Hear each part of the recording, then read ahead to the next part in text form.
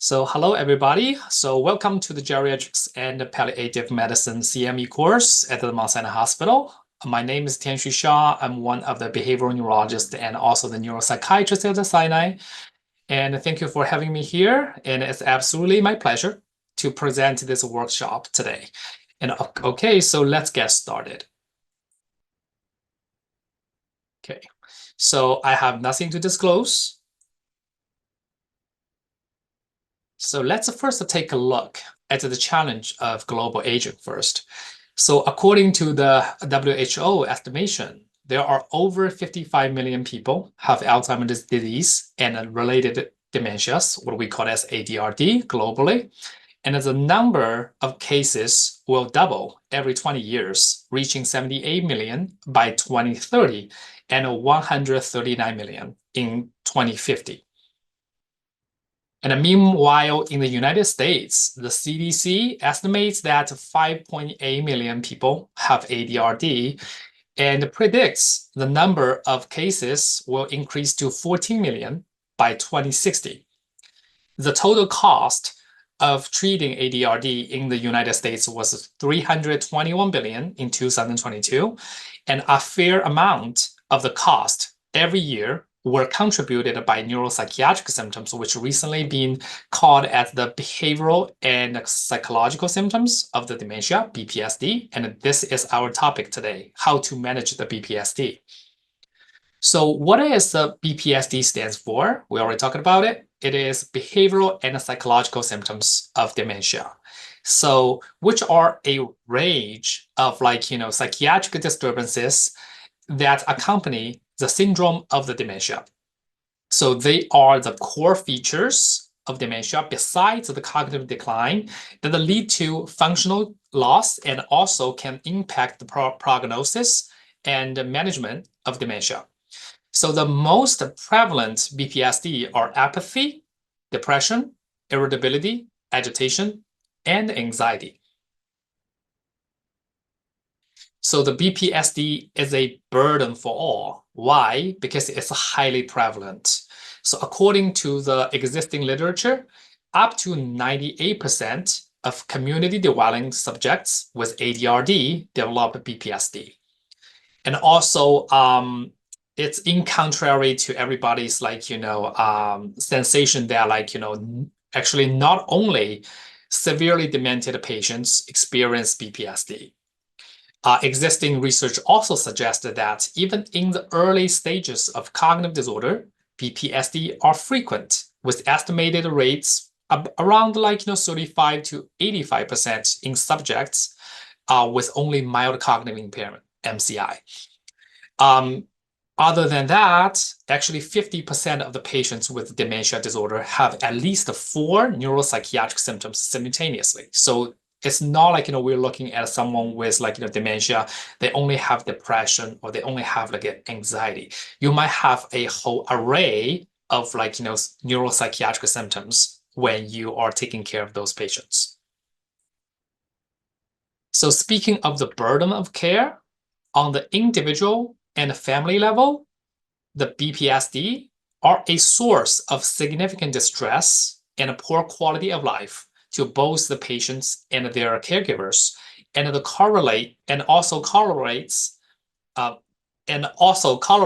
negatively with the survival rates over a 3-year period of time. So if we look at the fig over here, so you can see that comparing to the patient with no BPSD or mild BPSD, patient with moderate BPSD and severe BPSD, they definitely have way less survival rate there. And also on the society level, the presence of BPSD has been found to make a profound impact at the caregiver's time and the distress level, which directly associated with earlier institutionalization, which leads on sorry, let me just go back. The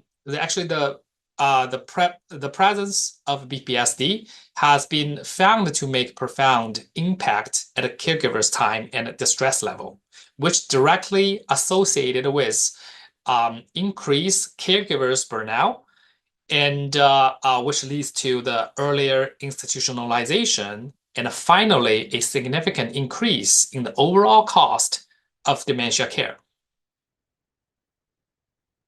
So let's get familiar with the triggers of the BPSD. So essentially, there are three major categories of the BPSD triggers. The first one will be physical discomfort or any type of like a physiological, like unmet needs are in this category. It could be pain, could be constipation, could be hunger, could be dehydration, right? And then the second category, we will like call them like the cognitive challenges. So anything involving like, environmental changes, like it could be like a new noises, like, around their like, living facility or in their like, around their house or apartment. Like new construction happening, or there are like rude neighbors or something like upstairs or downstairs, increasing the ambient noise level will be like a trigger for the patient to having like depression, anxiety, or even like agitation. Another very common changes such as like there's a new location. We're not necessarily talking about like a totally strange environment, like in a hotel, in a new place. Sometimes some of our patients, they have a second home, third home, or like, summer vacation home at a different location. When they are living in the new location, they really have a lot of troubles to reorient themselves. They appear very confused, very disoriented, let alone if like, the new environments like have some like, jet lag going on. There's also like a time zone differences, then it will be even more difficult for our patients. The third category is a mixed of, the physical discomfort and also cognitive challenges, which usually like, majority of the medical causes of a BPSD, like, any like an infection or any infection or any like, metabolic, changes, or even patient have delirium, will be in this category. So that's a combination of the physical discomfort and also the cognitive challenges. So now we can talk about the approach of the management of the BPSD. The first of all, we always trying to rule out and to manage the medical causes and the delirium. And then the second step, if like there's no medical causes being found or there's patients not in the delirious status, then we can thinking about to implement the non-pharmacological interventions. If like, the non-pharmacological interventions fails or there's any specific like, other criteria, so we're going to talk about it in a minute, then we have to use the last resort. What will be like, the pharmacological interventions.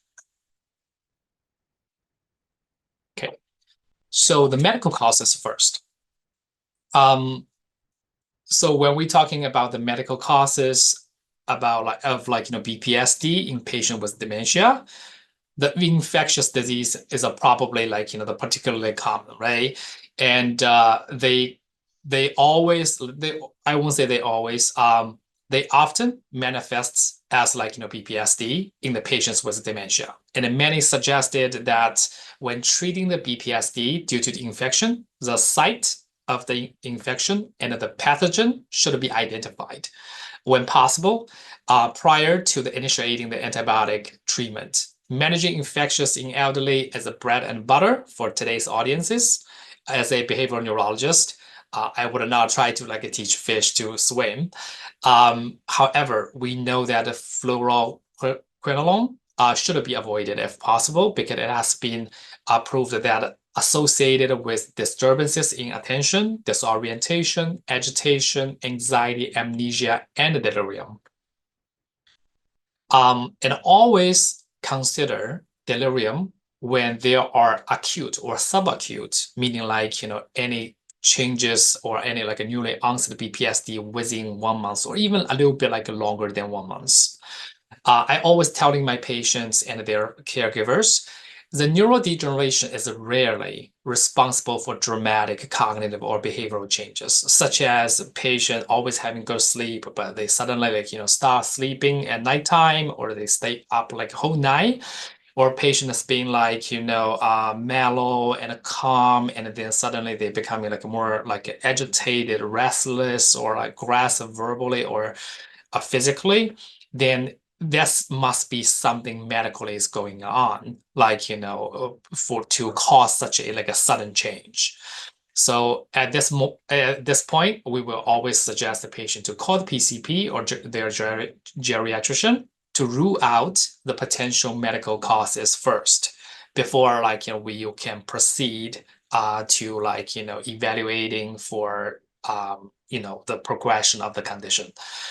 The earlier manage also the early management of the medical causes is the key, because the earlier we treat the medical condition that distress patient's body, the sooner their brain will be out of the distress and will suffer less permanent decline in cognition.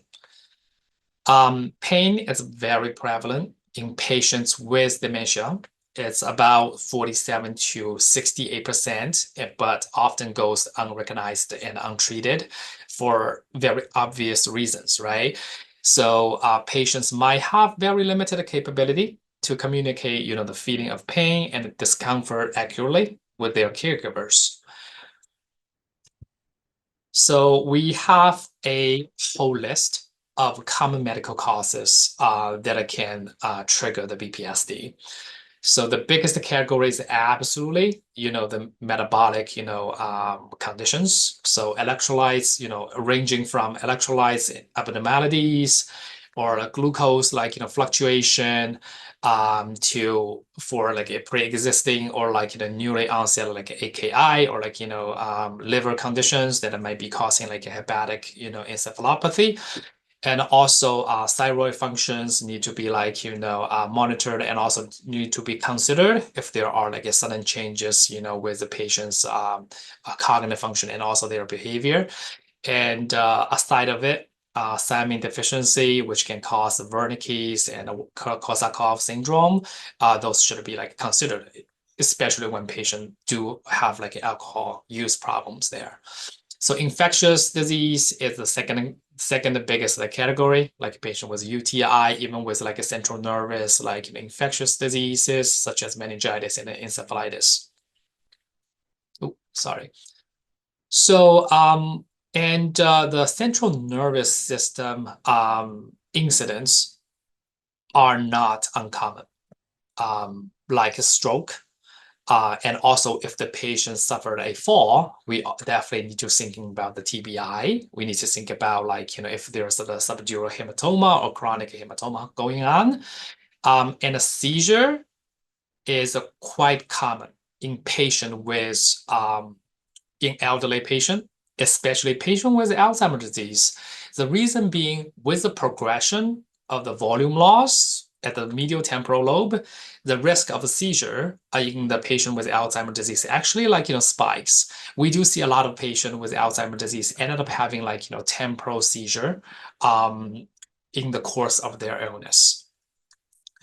So the next one, they put like as the other. So that meaning like all the unmet, physiological need and failure to survive, any discomfort like constipation, pain, urinary retention, dehydration, all this like in this category. And also, not surprisingly, but interestingly, that actually a lot of like sleep disorders, such as like sleep apnea, restless leg disease disorder or syndrome, as well as the RBD, can distress patient out quite a bit, and can be the trigger of the PTSD in the patient with dementia. So in addition to assessing and treating the underlying medical conditions, medications or other like substance like alcohol or other illicit drugs that could cause or like contribute to the BPSD observed should be discontinued or reduced. Actually, I do have a patient, an elderly patient with advanced dementia due to Alzheimer's disease, addicted with cocaine, and managed to like purchase a drug on the street. So her visual hallucination and the delusion induced by the cocaine made me thinking of like, maybe dementia with Lewy body as a potential differential diagnosis or co-pathology there. I recently saw her again for follow-up, and surprisingly, like all her psychotic symptoms like disappeared since she stopped using cocaine 5 months ago. With the help, of course, with the help of her family. So the drug problem, or like even patient like using illicit drugs in the elderly population, is a rare, but it's a possible scenario. Like we need to thinking about it. And of course, like the over-the-counter medication are more commonly a potential trigger for the BPSD or even delirium. So I have many patients with dementia taking anticholinergic agents without knowing, because they are like widely available, and the patient just do not have the knowledge about this. Even like sometimes the family members, they will also really like surprised that those medication can cause cognitive issues within the patient. Medications such as Tylenol PM, Advil PM, Aleve PM, and also certain forms of like different types of the sleep aid, they all contain like Benadryl, which could like be a like cognitive offensive like agent for the patient with dementia to begin with. And the research and also patient won't be able to like to report those unless the providers to ask. So it's our duty to ask the patient if they are taking such medications, especially all this the regular over-the-counter pain medication with like PM, like nighttime like benefits there. Also, the research suggested that the reducing the anticholinergic burden by at least 20% significantly actually reduced the severity and also the frequency of the BPSD, and decreased the caregiver burden. So we definitely need to like be more mindful about like all this like over-the-counter medications outside there could be a potential like trigger, and it can be a potential source of worsening of the cognitive like function for the dementia patient. And I think it is always good practice to well recognize that the population we are taking care of. So because many of them already on like multiple like medications, hence like every time when we are prescribing new medication, it's always good to watch out for the drug interactions. And nowadays with the Epic or with any type of like EMR system, they might have like built in like a warning system, which comes in handy and really help like the clinician to when we are prescribing, we have like a kind of reminder like if there is any potential like drug interaction going on. So if we ruled out the medical causes or patient is not like really in the delirious status, then we can thinking about if we would like to implement the non-pharmacological interventions for the BPSD. It should always be tried before the pharmacological intervention. And there are two parts of the interventions there. One is basically the interventions for the caregiver, and the other part will be the interventions for the persons with dementia.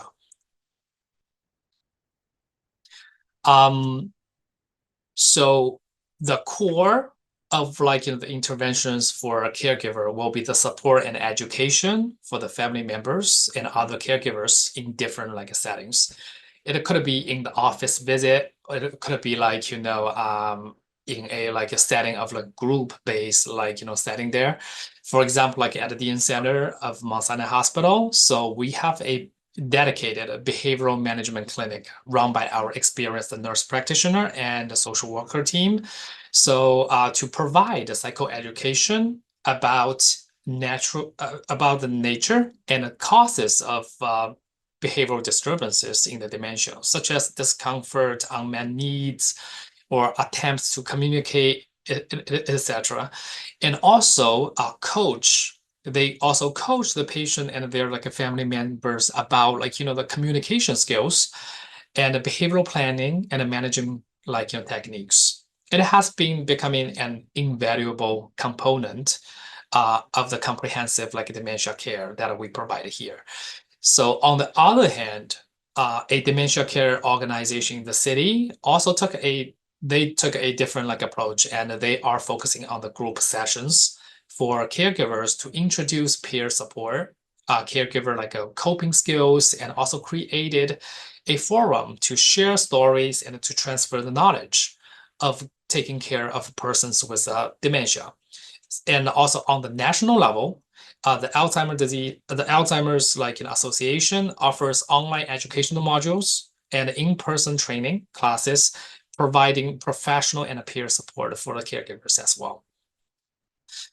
So the psychoeducation is actually the most commonly studied intervention for informal caregivers, and the 86% of the studies have shown like a benefit from the the psychoeducation.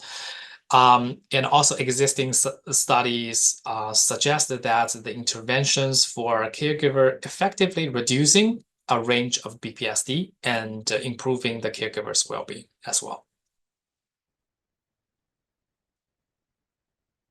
So now we are talking about the interventions for persons with dementia. I couldn't recall how many times that my patients complained about losing the course of their life after retirement.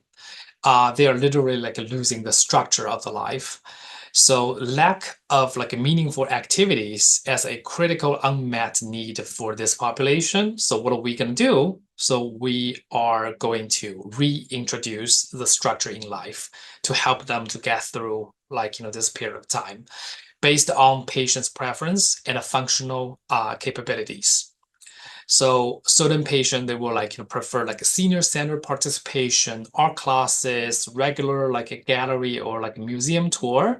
Some of them like they are more capable. They are able to do like volunteer works or take part in the community social events in certain like assisted living facilities, like many independent living facility. They have a social hall there, and the people can, the peers, they can like talk to each other, having like a social interaction there.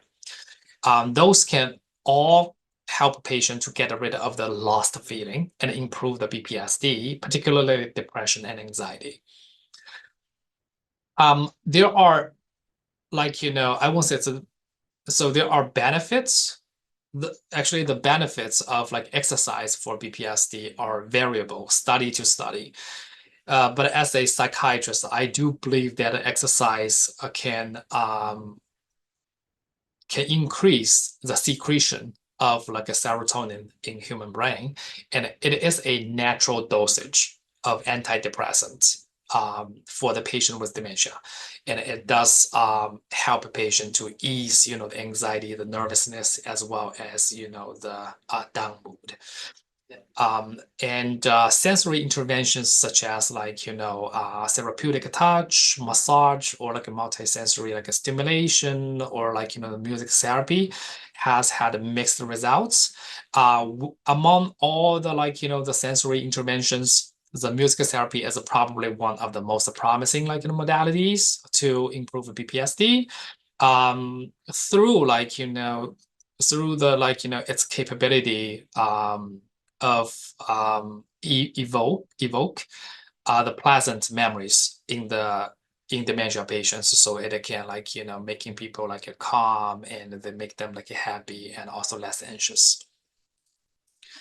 The psychotherapy remains helpful in early stage of cognitive impairment. I think the only concern about the psychotherapy is that with the progression of the condition, how much the patient able to retain after the session, and also how much patient will be able to follow the instruction during the session. So then we coming down to the last resort, which is the pharmacological interventions. So we will try pharmacological interventions if non-pharmacological measures have failed, or if the behavior poses a threat to themselves or the others, meaning there are significant safety concerns there, or the patients experience significant distress, patients life quality is really dropping, and the patient suffers from the BPSD. So historically, the clinical trials have generally shown very modest effectiveness of the medications for BPSD. I think it is also important to set expectation of the treatment with psychotropic medications with the family members, so that they will know that the medication might help to a certain degree, but it's not going to fix all the problems there. So far, there's only one medication has been approved by the FDA for dementia-related agitation. The medication is called Rexulti. Also comes with a generic name called brexpiprazole. It's a D2 partial agonist, initially approved for the major depressive disorder in 2015, and then there is a fast track approval for additional label indication for agitation related to dementia in 2023. Although the approval is a little bit controversial because its efficacy as well as the safety in the trial were questionable, and some psychiatrists or some people in the field, they will also argue that the FDA approval standards seemed lowered than past the antipsychotic approvals. The only antipsychotic being approved for BPSD, but only in Canada and in parts of the Europe, is the risperidone. But we will talk about it later on. All right. So majority of the psychotropic medications are on the AGS beers list. Some antidepressants, especially the tricyclics antidepressants, and also particular SSRIs, the Prozac, as well as the Paxil. We will talk about it later on, and all benzodiazepines, Z drugs, and antipsychotics. Meaning on the beer list, meaning the caution should be taken when prescribing in older adults, or it should not be used at all in older adults. However, we can see that a fair number of patients being treated by the antipsychotics for different reasons, right? But we have a general rule of using the psychotropic medications in patients with dementia. First, we want to start with a low dosage and titrate the medication slowly. And the second is consider the relatively lower risk medications such as acetylcholinesterase inhibitor and antidepressant first, rather than using the antipsychotic as the first line. So the third rule, it will be utilize the antipsychotics as a last resort, of course, and also always reassess the patient and also reassess the possibility that of discontinue or lower the dosage of those medications. And the last one will be everybody's concerned about the benzodiazepine Z drugs, but we also need to know that there are some special applications, especially for the benzodiazepine in the care, in the management of the BPSD in certain patients and under certain scenario. Okay. So the acetylcholinesterase inhibitor family is probably the most underestimated medications in the BPSD management. And many providers tend to take them off when dementia progresses because the FDA only approved this for early stage of dementia. We also all heard about the complaints from the family members.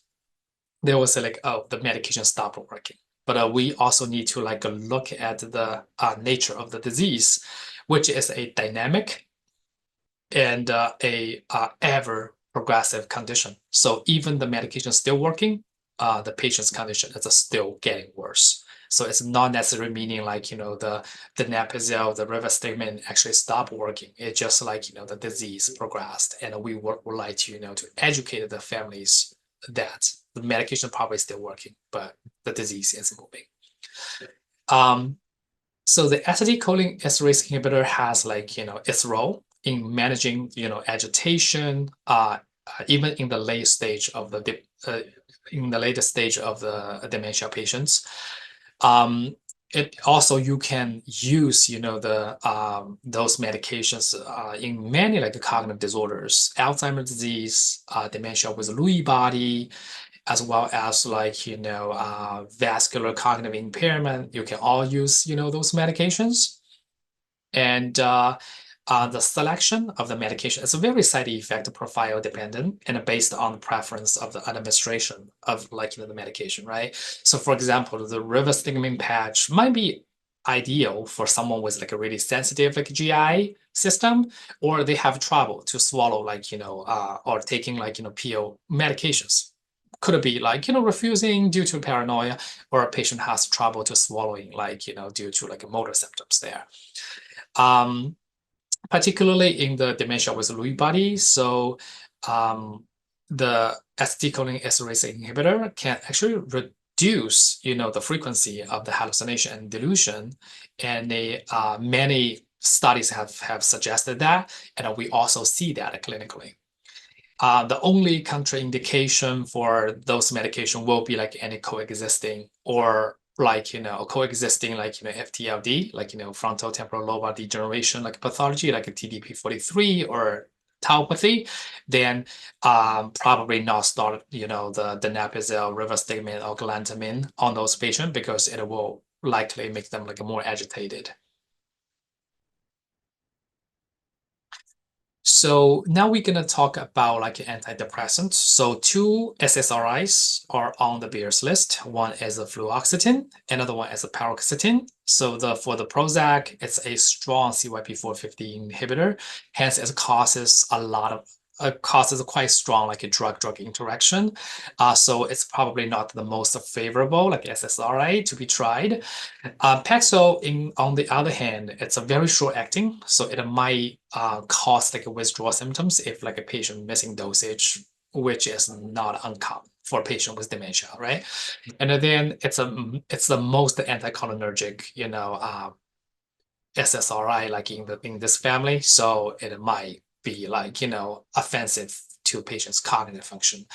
So tricyclic antidepressant is also on the Beers list. However, it should be like avoided, although they are very effective antidepressants to begin with. But it's a bit too like anticholinergic and poses multiple unfavorable side effects in elderly. So we usually don't start any like TCAs for our patients. So the citalopram and escitalopram are preferred choices. But both of them can prolong the QT, but not by much though. However, many patients are on multiple medications, or they have like, already pre-existing like, prolonged QT, then a caution shall be taken. And monitoring the EKG for certain high-risk patients will be necessary. So the positive effects of like SSRIs will be like on depression, anxiety. Those are their like original duty. They are like antidepressants, so they're supposed to be good for depression and anxiety. And then we also found that like they are good in terms of like reduce patients' agitation and aggression as well.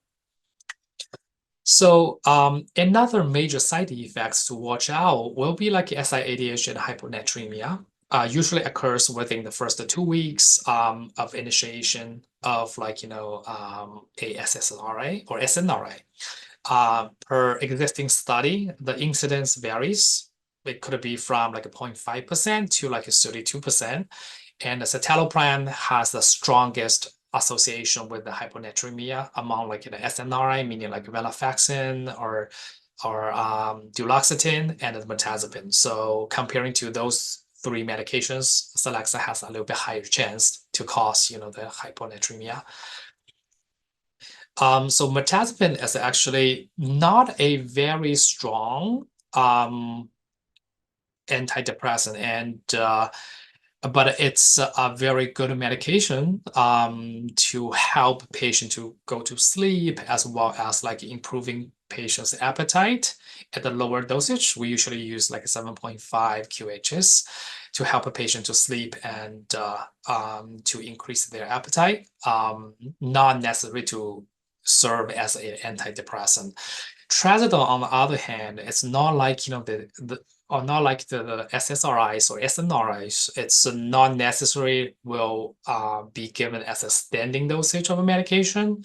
It's often being like used as a PRN medication for agitation, sundowning, or insomnia, like 25 milligram could be twice a day PRN or 3 times a day PRN. It's very safe and good for like behavioral management, especially when we know like at the specific time that a patient has like behavioral disturbances. So I quote, there's one patient from the Lewy Body Dementia Association. So that patient said, at this point, I'm willing to try anything just to keep him safe from hurting himself or anyone else. I hate the feeling of being scared to death of him.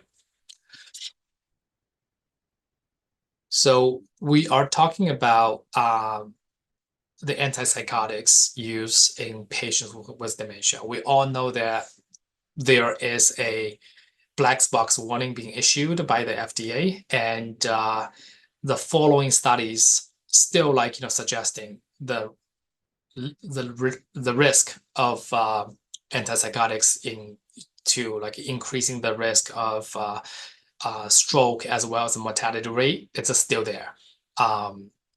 So we really need to be aware of this and also to be mindful of this.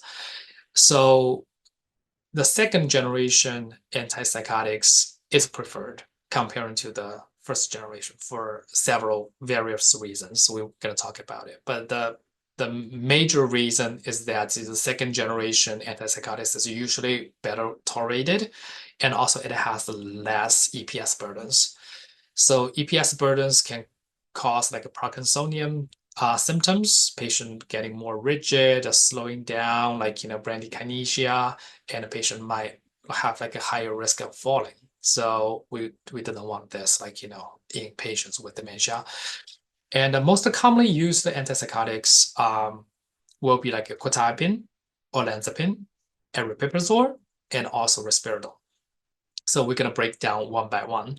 So for the quetiapine, Seroquel, it comes with a liquid form. Sometimes it comes in handy. It's a less effective antipsychotic in the world of psychiatry, but strong enough to manage like a certain BPSDs in patients with dementia and in the elderly. Such as like agitation, aggression. It is a quite a sedating medication. It also lowers blood pressure slightly, so it does increase the fall risk. And one of the side effects will be the metabolic syndrome. People sometimes gain weight. They have like metabolic syndrome happening. So olanzapine, it is a very effective antipsychotic, even for treating like schizophrenia or like mood disorders. The drug of choice, it's a drug of choice by many consultation liaison psychiatrists for medically compromised inpatients experiencing delirium.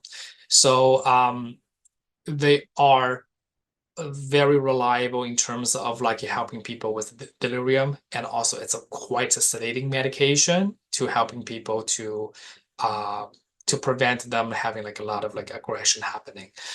The medication also lower a patient's blood pressure, even worse than like the quetiapine, so it does increasing the risk of fall as well, and it's probably have the worst metabolic syndrome among all the antipsychotics there. Then we have the aripiprazole, so with the like a brand name of called Abilify. So it does comes with Abilify MySite, which is a new type of medication that actually contains a sensor to record whether patients actually taking the medication consistently. And it has very similar mechanism as the Rexulti. It's a T2 partial agonist, but a less potent like serotonin and also alpha-1b like receptor binding. But it has very comparable efficacy on psychosis and depression. However, resulting may have like a less seizure and EPS burdens comparing to the aripiprazole. So the Risperdal we talked about, it's the only medication being approved in the Europe and also in some of the country in the Europe and in the Canada. For like, the sort of BPSD. It's a good antipsychotic, but it's very heavy, has very heavy EPS burdens. So that's actually the second in among all the like antipsychotics. It's only better. The EPS burden is only better than like haloperidol. So it's very likely to cause rigidity, bradykinesia, or even fall in patients. So it's effective, but it's definitely not the first line, antipsychotics. So we can like, choose for this reason. It is always a very fine balance between the agitation, aggression, and overly sedated patients. So we always like, communicate with the patient to figuring out, the schedule, when to giving the medication and what's the dosage. Because like, maybe 1 milligram or 2 milligram more, the patient is not really like, just laying in the bed the whole day. But I mean, like when the medications are a little bit like too less, then patients just agitated and aggressive and yelling, screaming all day long. So it's a back and forth communication and a multiple trials to find the fine balance for the behavior and also the dosage of the medication. And always inform the patients and their caregiver about like, the risk, especially the black box warning. So for benzodiazepine, so the research actually suggested that occasional use of a lorazepam, which is like a mid-length half-life, benzodiazepine as needed, is quite acceptable actually. And a benzodiazepine can be the only choice for certain like scenarios. Like I put it here as like extreme like anxiety, agitation, and aggression in the context of a significantly prolonged QT, which is actually not uncommon. Like, I have several patients that like, they have very bad BPSD, and at the same time, they're prolonged QT, just preventing we are using any other medication like antipsychotics, or we need to like, taper off, the donepezil even. And we couldn't use the antidepressant because also like, increasing, also like prolong the QT as well. So it has the risk of the tours out there. And also Klonopin or the clonazepam can be used for like RBD sometimes when the RBD is really bad at patients that have a really poor quality of life, poor quality of sleep at nighttime, which also affecting their cognitive function. So Klonopin sometimes can be helpful to treat the RBD. Ritalin or methylphenidate has been like, researched in several studies, and it might be helpful for patients with apathy due to the Alzheimer's disease. And prazosin, I do know some of our colleagues also like working on this medication to treat, agitation and aggression in the Alzheimer's disease patients. So it is well tolerated, and it is like, effective in a certain way to help with the agitation and aggression. So we briefly go over the approaches and the common medications for the BPSD management in today's talk. Please feel free to reach out to me for any feedbacks or questions. My email is like listed here. That's my first name dot last name at mssm.edu. Thank you, everybody. And here's the other references.